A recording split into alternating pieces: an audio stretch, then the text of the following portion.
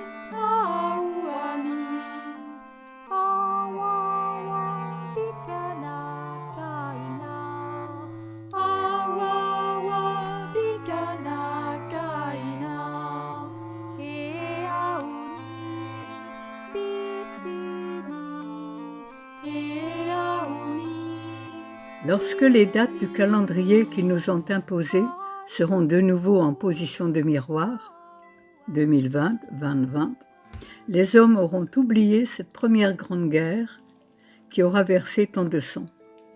Les souvenirs des horreurs qu'ils ont traversées s'effaceront de leur mémoire et les esprits s'endormiront de nouveau. Les cœurs se fermeront les uns aux autres, chacun s'isolant dans son propre univers, coupé du sens de la solidarité. Tels des loups solitaires, les humains se croiront libres d'aller où bon leur semble et d'agir à leur guise sans tenir compte des autres. Ils ne réaliseront pas à quel point, sans la protection de sa meute, un loup isolé est d'autant plus vulnérable. C'est alors que, aux quatre coins de la terre, débutera une nouvelle guerre, la plus grande de toutes, une guerre sans fusil et sans canon, une guerre redoutable contre notre mère la terre, dans le but de la maîtriser et de contrôler chacun de ses soupirs. Une guerre viscérale qui exploitera toutes ses richesses et causera l'extinction de nombreuses espèces, tant animales que végétales. Une guerre sournoise qui anéantira le lien même des hommes avec la nature et le grand cycle de vie dont ils font partie. L'esprit endormi des hommes, coupé de sa reliance avec le grand tout, ne verra rien venir lorsqu'il deviendra la prochaine cible de cette soif absolue de contrôle de ses envahisseurs.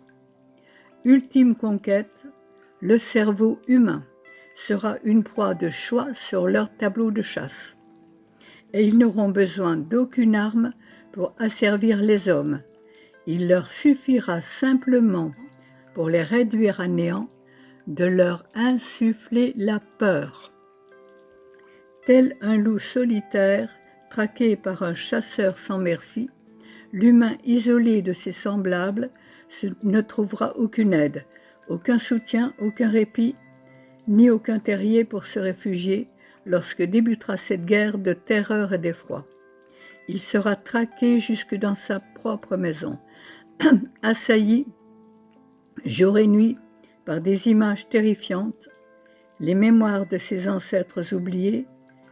Il craindra de sortir de chez lui, son cœur coupé de ses lignées et endurci des années de solitude intérieure, en viendra à se méfier de ses voisins, de ses amis et même de sa propre famille.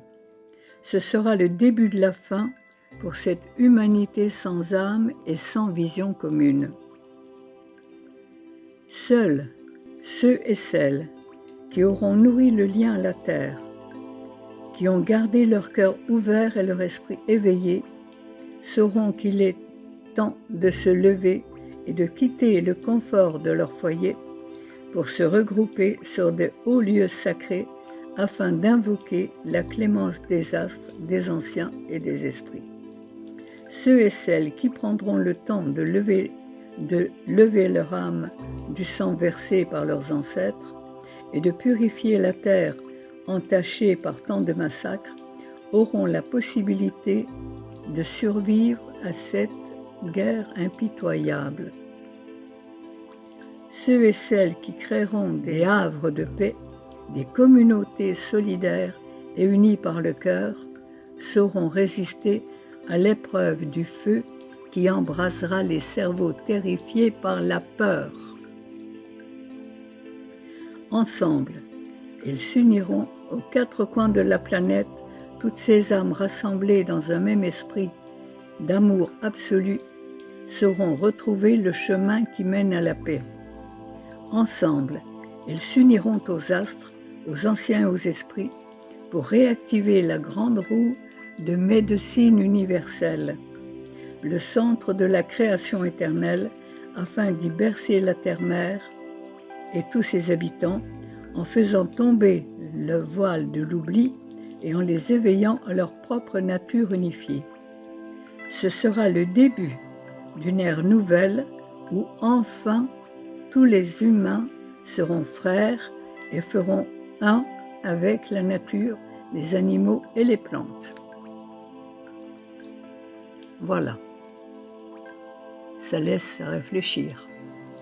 Moi, lorsque j'ai lu cette prophétie, ça m'a vraiment, comme ça te l'a fait, impressionné. Et on est en plein dedans.